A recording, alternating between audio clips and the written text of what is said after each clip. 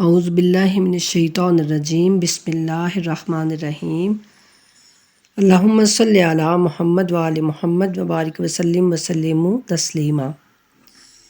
پارہ نمبر 29 میں سورہ مزمل، یہ بھی مکی سورہ ہے۔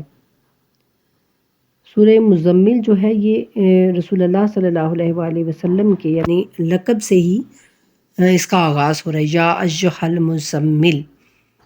اس میں ترجمہ کیا جاتا ہے کہ اے کپڑا اوڑھنے والے یا اے کپڑا لپیٹنے والے۔ تو اس کا یہ بھی معنی جو ہے وہ ہے، اور ایک اس کا جو میننگ کیا جاتا ہے کہ اے بھاری بوجھ اٹھانے والے، جیسا کہ اس میں آگے جا کے اللہ سبحانہ تعالیٰ کہتے ہیں نا کہ ہم آپ پر بہت جلد ایک بھاری بوجھ یعنی ڈالیں گے، سنلقی علیک قولا ثقیلا، عنقریب ہم آپ پر ایک بھاری حکم ڈالنے والے ہیں۔ وہ حکم کیا تھا؟ یعنی تبلیغ کا حکم ڈالنے والے ہیں، کہ آپ کو تبلیغ کرنے کا پھر عام اجازت یعنی ہوگی کہ آپ اعلان رسالت کریں۔ تو یہ ایک بھاری بوجھ تھا مشرکین مکہ کے سامنے، ان کے معبودوں کے خلاف اور ان کے آبائی مذہب کے جھوٹ کا بطلان کا اعلان کرنا تھا کہ جو آپ کا مذہب ہے وہ جھوٹ ہے، باطل ہے، جو ایک نہایت سنگین ذمہ داری ہے۔ تو اس کے لیے اللہ سبحانہ تعالیٰ اپنے رسول سے، اپنے محبوب سے کیا فرما رہے ہیں کہ آپ عبادت کے ذریعے سے اپنے آپ کو مضبوط کریں، یعنی اللہ کی عبادت کرنا، اللہ کے ساتھ اپنا رابطہ قائم کرنا، اللہ کے ساتھ اپنا قرب بڑھانا، اس سے انسان کے اندر مضبوطی اور طاقت پیدا ہوتی ہے۔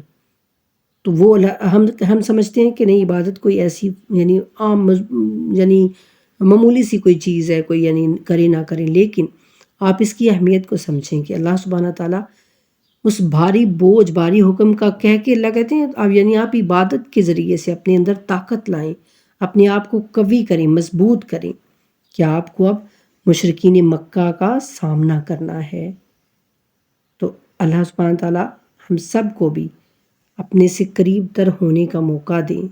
اللہ تعالیٰ تو چاہتے ہیں، اللہ تو پکار رہے ہیں اپنے بندے کو کہ آؤ میرے پاس، آؤ میرا قرب حاصل کرو۔ اور یہاں اس سورہ میں اللہ سبحانہ تعالیٰ یعنی رسول اللہ کو تہجد کی ترغیب دے رہے ہیں کہ تہجد کی نماز پڑھیں۔ تہجد کی نماز ایک بہترین نماز ہے اپنے اللہ سے قرب کا ذریعہ بڑھانے میں۔ تو اللہ تعالیٰ سے دعا ہے کہ اللہ تعالیٰ ہم سب کو بھی کم از کم کوئی تو زندگی میں ایسی رات آئے کہ ہم تہجد میں اٹھ سکیں، اپنے رب کی عبادت کر سکیں، اپنے رب سے راز و نیاز کر سکیں۔ تو آئیے جانتے ہیں کہ اس سورہ میں اللہ سبحانہ تعالیٰ کیا ارشاد فرما رہے ہیں۔ بسم اللہ الرحمن الرحیم، بنام خدائے رحمان و رحیم۔ اے کپڑوں میں لپٹنے والے، اور رات کو اٹھا کیجئے مگر کم۔ سبحان اللہ، یعنی رسول اللہ صلی اللہ علیہ وآلہ وسلم کو اللہ سبحانہ تعالیٰ فرما رہے ہیں کہ یا ایھا المزمل، مزمل رسول اللہ صلی اللہ علیہ وآلہ وسلم کے ناموں میں سے ایک نام ہے۔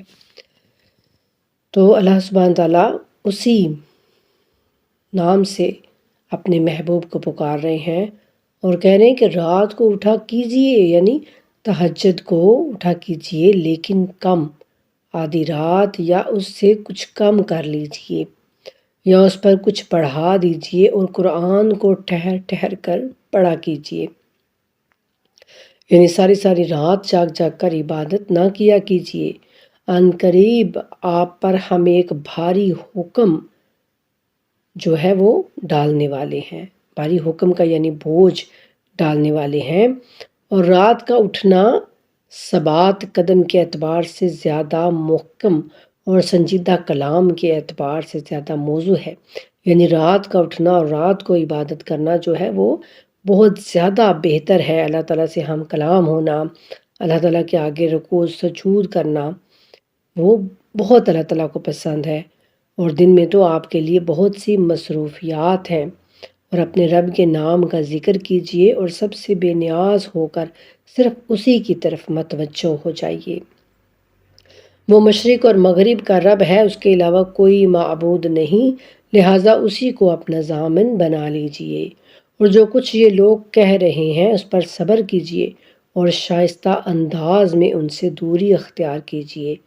ان جھٹلانے والوں اور نعمتوں پر ناز کرنے والوں کو مجھ پر چھوڑ دیجئے اور انہیں تھوڑی مہلت دے دیجئے۔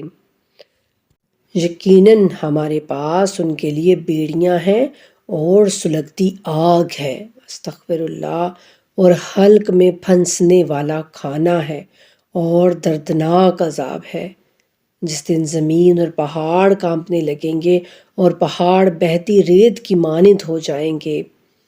اے لوگو، ہم نے تمہاری طرف ایک رسول تم پر گواہ بنا کر بھیجا ہے، جس طرح ہم نے فرعون کی طرف ایک رسول بھیجا تھا۔ پھر فرعون نے اس رسول کی نافرمانی کی تو ہم نے اسے سختی سے گرفت میں لے لیا۔ اگر تم نے انکار کیا تو اس دن سے کیسے بچو گے جو بچوں کو بوڑھا کر دے گا۔ اللہ اکبر، یعنی قیامت کا دن ایسا دن ہوگا کہ وہ بچوں کو بوڑھا بنا دے گا، یعنی اتنا سخت، اتنا شدید دن ہوگا وہ، اور اس دن آسمان اس سے پھٹ جائے گا، اللہ کا وعدہ پورا ہو کر رہے گا۔ یہ ایک نصیحت ہے، پس جو چاہے اپنے رب کی طرف جانے کا راستہ اختیار کرے۔ آپ کا رب جانتا ہے کہ آپ 2/3 رات کے قریب یا آدھی رات یا 1/3 رات تہجد کے لیے کھڑے رہتے ہیں، اور آپ کے ساتھ ایک جماعت بھی کھڑی رہتی ہے، اور اللہ رات اور دن کا اندازہ رکھتا ہے۔ اسے علم ہے کہ تم احاطہ نہیں کر سکتے ہو، پس اللہ نے تم پر مہربانی کی، لہٰذا تم جتنا آسانی سے قرآن پڑھ سکتے ہو پڑھ لیا کرو۔ اللہ اکبر۔ اسے علم ہے کہ عنقریب تم میں سے کچھ لوگ مریض ہوں گے اور کچھ لوگ زمین میں اللہ کے فضل یعنی روزی کی تلاش میں سفر کریں گے، اور کچھ راہ خدا میں لڑیں گے، لہٰذا آسانی سے جتنا قرآن پڑھ سکتے ہو پڑھ لیا کرو۔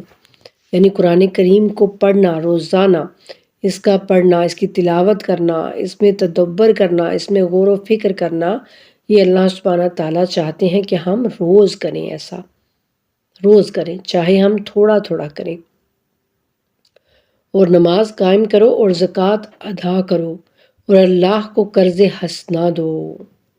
اللہ کے قرض حسنہ یعنی اللہ کے بندوں پر خرچ کرو، صدقہ دو ان کو، اللہ کے بندوں کا خیال رکھو، اور جو نیکی تم اپنے لیے آگے بھیجو گے اسے اللہ کے ہاں بہتر اور ثواب میں عظیم تر پاؤ گے، اور اللہ سے مغفرت طلب کرو، اللہ یقیناً بڑا بخشنے والا رحیم ہے۔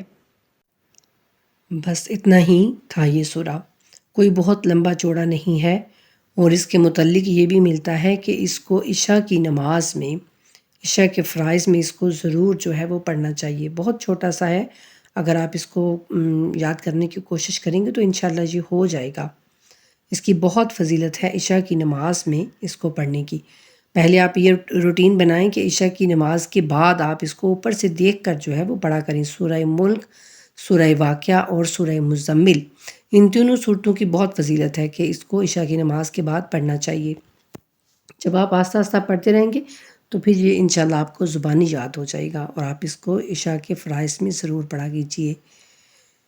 تو بس یہ اتنا ہی ہے، اور یہ ہے کہ اس کی یہ جو اینڈ والی آیت ہے نا، اس کے متعلق یہ بھی ملتا ہے کہ یہ شاید مدنی سورہ ہے۔ مدنی یعنی یہ آیت ہے کہ پہلے جو ابتدا میں رسول اللہ صلی اللہ علیہ وآلہ وسلم کو اللہ سبحانہ تعالیٰ نے 3 صورتوں سے، یعنی عبادت کی 3 صورتوں میں سے ایک صورت اختیار کرنے کا حکم دیا تھا نا، تو اس میں اب اللہ سبحانہ تعالیٰ لڑائی کا بھی کہہ رہے ہیں، زکوٰۃ کا بھی، قرض حسنہ کا بھی، تو یہ اس انداز سے یعنی بیان لگتا ہے کہ جیسے یہ مدنی جو ہے وہ آخری آیت ہے۔ تو بس اللہ سبحانہ تعالیٰ سے دعا ہے کہ اللہ تعالیٰ ہم سب کو ان آیات کو پڑھنے کی، سمجھنے کی اور ان پر عمل کرنے کی توفیق عطا فرمائے۔ وما علینا الا البلاغ المبین۔ اللہم صلی علی محمد وآل محمد وعجل فرجہم وفرجنا بہم برحمتک یا ارحم الراحمین، آمین ثم آمین یا رب العالمین۔